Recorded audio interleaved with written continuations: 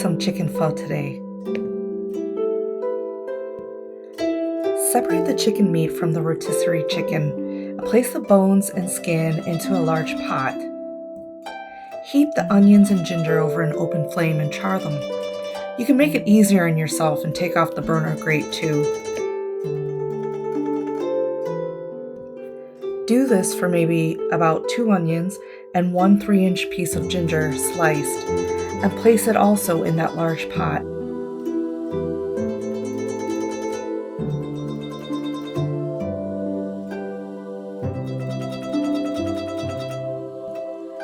I have a mixture of cinnamon, cloves, anise, coriander, and fennel that I've already toasted and stored for pho, and I placed a handful of this mixture into a cheesecloth or a spice bag.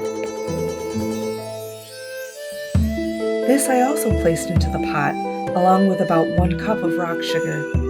I used palm sugar here and about a few tablespoons of fish sauce. Put enough water in the pot to cover everything and simmer this for 45 minutes.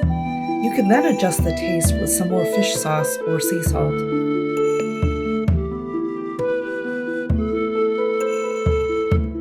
Right before you serve the dish, you can dunk your noodles in boiling water for a short time. These noodles are finished even within 20 to 30 seconds. I take them out immediately.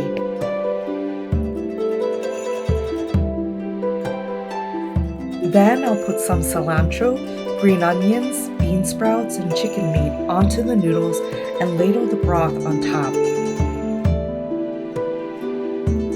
You can also garnish with limes, jalapenos, and Thai basil, and serve this with hoisin or sriracha or your favorite chili sauce.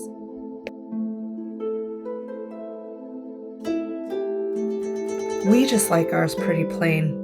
This is perfect for a chilly day or if you want something simple yet flavorful and robust.